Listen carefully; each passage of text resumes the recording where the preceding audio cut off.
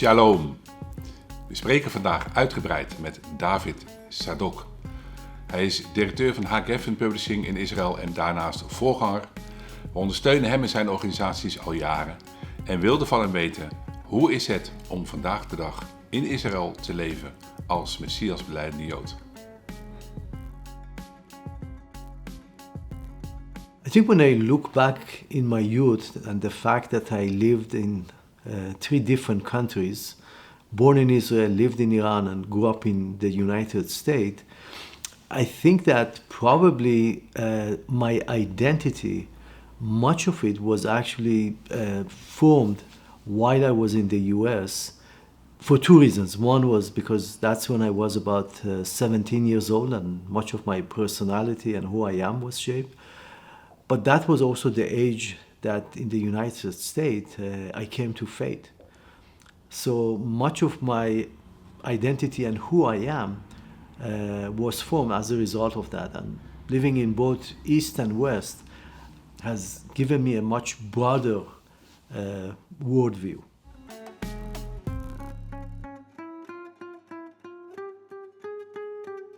Being in 3 different countries, parents who are Iraqis for many, many generations, even though I never been in Iraq, but being born in Israel, living in Iran, it has really helped me to have my identity in the Jewish sense because of the Babylonian Jews, the exiles. And the Babylonian Jews are the only Jewish people, as far as I know, that for 2,500 years had a continuous existence outside of Jerusalem in the same place, since, of course, the Babylonian exile.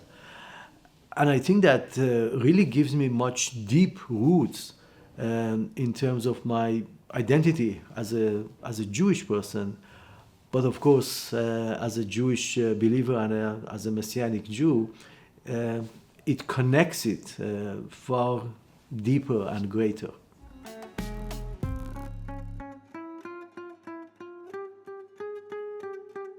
Coming back at the age of 21 to Israel, that I really haven't lived there except when I was born and left at the age of 3. And also coming back, in a sense, it was for me a new country, even though that's my hometown, in a sense I was born there. But also with my faith, it was very, very challenging. It was challenging because I had no idea what is the state of the believers or the church in Israel.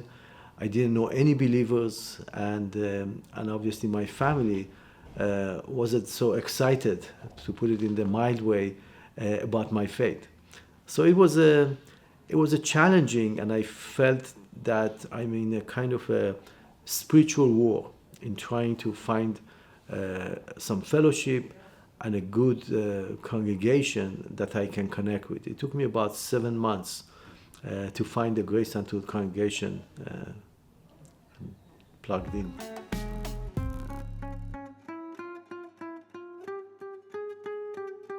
Yeah, I think for many of us as Messianic Jews, we have I would say, probably total freedom in talking about who we are and sharing our faith.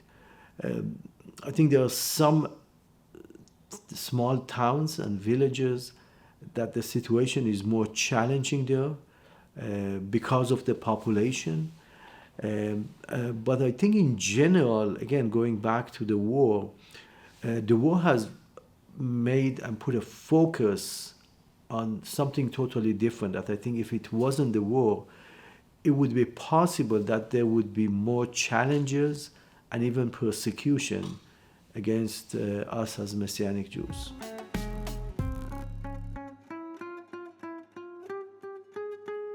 Yeah, I think definitely my faith in the Messiah, in Christ, at the young age of about 17 and a half, very much changed the direction of my life.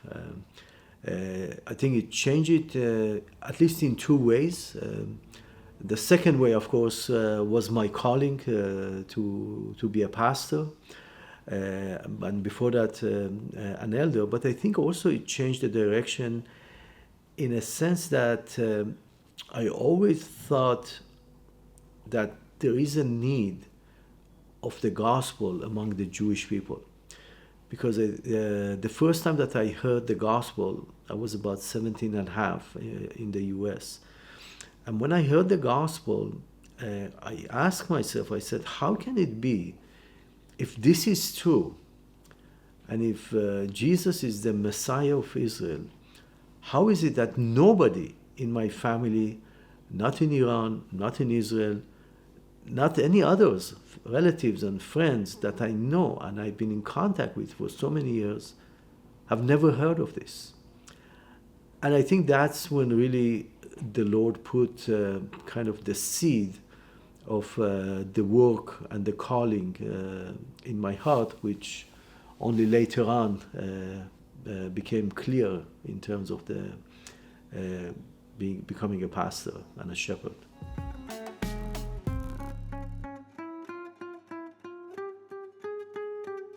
Yeah, I think our response to rejection or persecution must always be love, as difficult as it is. Jesus said that we should love our enemies, and that's not an easy task.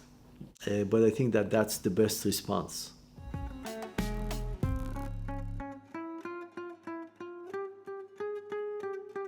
I think living in Israel, there is always a tension between faith and, of course, war and conflict. I remember that I personally, after October 7, had a huge internal struggle within me. I served for about 20 years in the Israeli military, both as a consultant and as a major. And when I saw the horrible things that was done by Hamas and people in Gaza even to us, my first and my almost immediate reaction was that we just need to go there and flatten Gaza. And, honestly, we could probably do it in less than 2 days. It's not easy. It's not difficult. Gaza is a very small, dense area. And I think it took me a couple of months to come to the realization that my response and my reaction cannot be just from the worldly and the revenge. But Christ has called us to love, and particularly to love our enemies. It's not so difficult to love your enemy when it's somebody that you don't like in your work or your neighbor or even in the church. But it's something else to love your enemy when you know your enemy is going to do anything and everything he can to destroy you in the most brutal way. And not just you, your family, your wife, your children, and everyone. And then to love him or her in that sense becomes a totally different task. And I think what eventually God used in my own life was to show me that in many ways I was God's enemy. I hated God, and I didn't want to do anything with him. And yet, despite of that, God sent his son to die for me. And that helped to bring the needed change. And since then, we try to help also some of our Arab brothers and sisters, Arab Christians, in different means, and to make that connection. And so that was kind of a personal journey that I had to go through.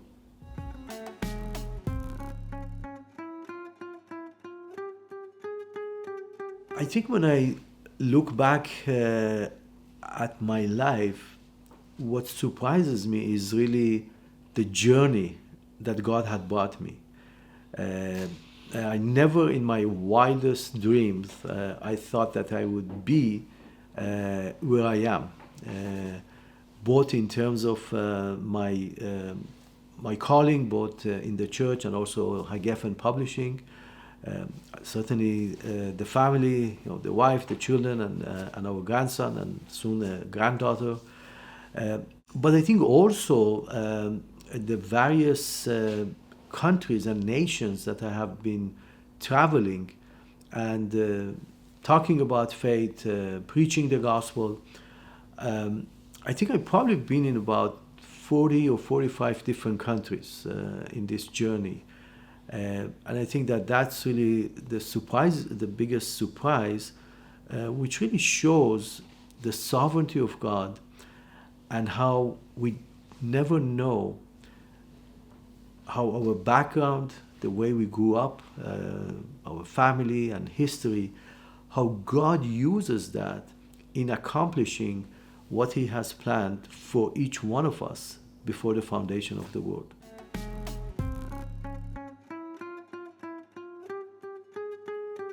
I think the position of the Messianic Jews throughout the years has changed significantly.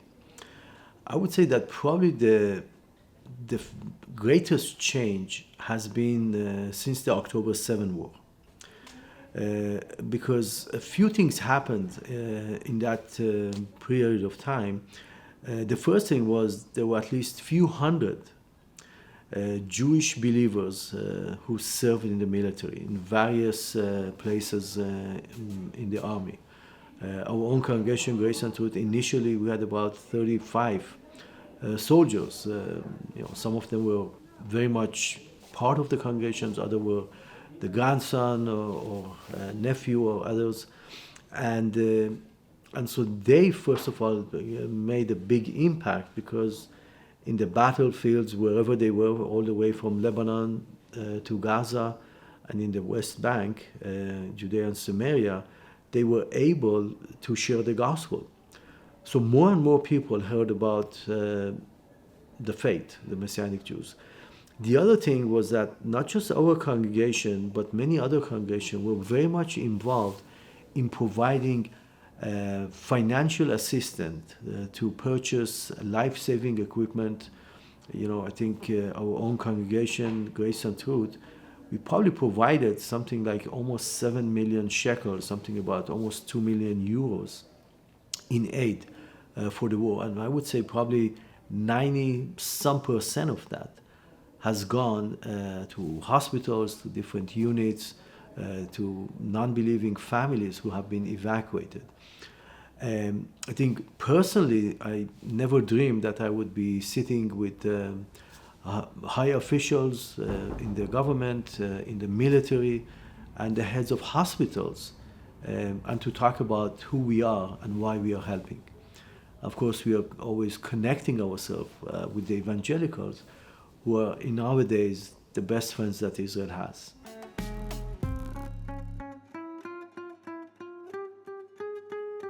Yeah, I think definitely, because one of the things that happened, again, I keep talking about the war because that has obviously changed a lot of things. Before October 7, as Israelis, we put so much of our trust in our military, in Iron Dome, in our capabilities, in our intelligence, and everything. And came October 7, literally within a few hours, the southern part of our country was actually conquered. There were some people who felt like exiled. And in a sense, they felt that the hope that they had, which was our strength, quote, quote, was gone. And then, we had 250 hostages. We have thousands of people who were killed and many injured. And we were fighting 7 fronts and nobody saw the end, both the north of the country and the south of the country, and then the war with Iran with all the missiles and buildings being destroyed. I think a lot of people lost their hope. And especially in that kind of situation when there is no hope and the death becomes a great reality in a sense, then you start looking.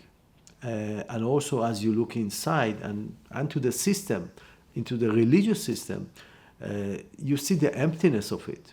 And that's why there are more and more openness to the gospel that we are seeing in the last 2-3 years.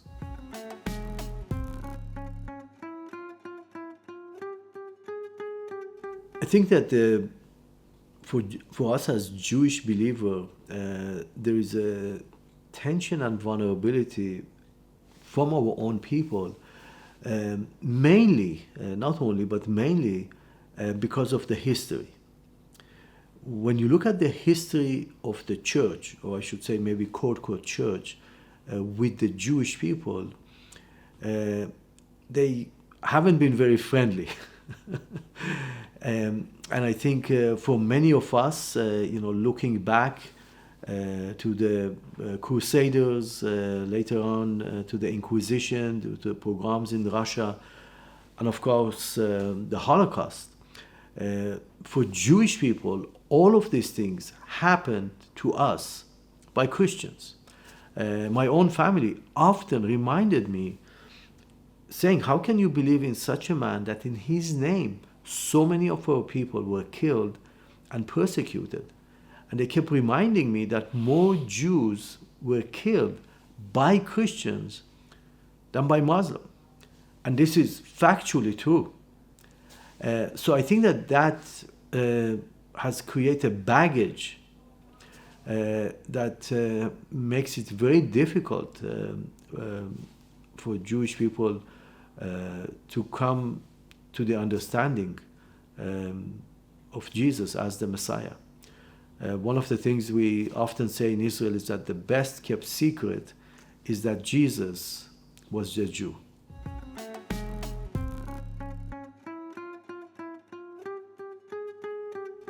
I think that Christians worldwide should understand that we as a Messianic Jews, we have a calling. Not just a personal call, but a national call, because we are always called to be a light to the nations. At the moment, we as a nation, without talking about the war, we are a light to many nations in a sense of our inventions. Israel is helping the world in its invention, both in the medical area, agriculture, and nowadays very, very much security. Unfortunately, we have a lot of experience that we can help to fight against terrorism and other evils of this world. But I believe that our calling is not just in the material realm, but also spiritual. I think as more and more Jewish people are coming to the faith of our fathers, we would have an impact in the world, a spiritual one.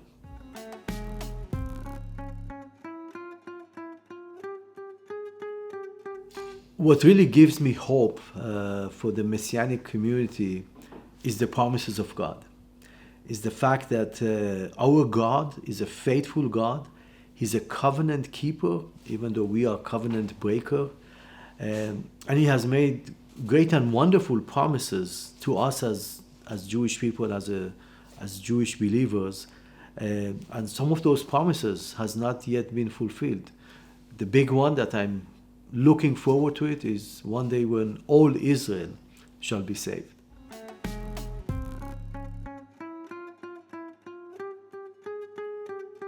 I think at least in Israel we have a young generation that gives us a lot of hope. These are young people who have a great zeal for the Word of God. They are very talented, much more than we were at their age. And I think that they see things in a different way than we saw, in a positive way, of course. And I think with the advancement of technology, with the social media, AI and others, and many of them are very clever and know how to use these tools. And I think in that sense, the church has a great future.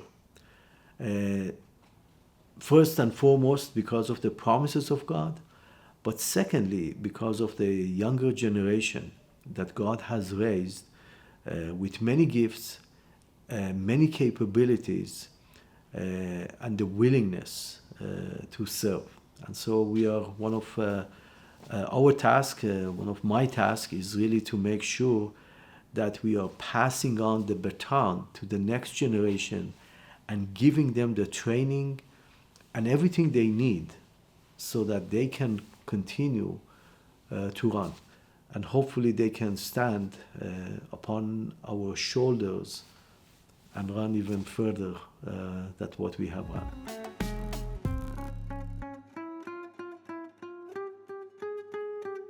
If this is the first time that you're kind of watching a video about a Jewish believer, about a Messianic Jew, and you have no idea what this creature is, I think it would be helpful to read about the history of the Jewish people, particularly in the scriptures.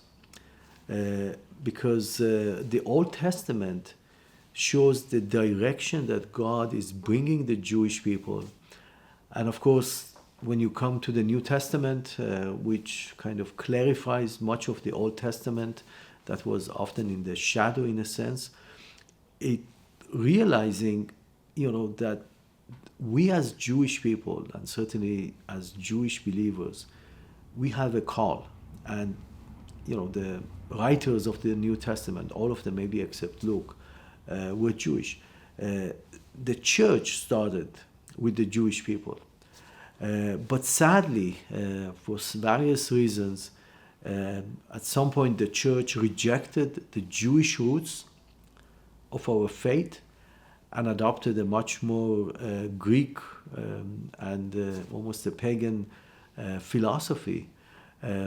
But God is not done with us, and the fact that He brought us back in 1948 back to the land, the Hebrew language that for 2,000 years almost was not spoken, it was revived. And so as a result, the restoration of the language and the land has paved the way for the restoration of the people. And once again, as it was 2,000 years ago, the church among the Jewish people is alive and kicking. And it's growing. And as Jesus promised that He would build His church and the gates of Hades would not prevail against it, He's building His church not only in the four corners of the world among the Gentiles, but also, and no less important, if not more, among the Jewish people in different parts of the world, but particularly in the land of Israel, in the land of our fathers, where Christ came, served, preached the gospel from there went to heaven, and one day, hopefully soon, He would also return to Jerusalem from heaven.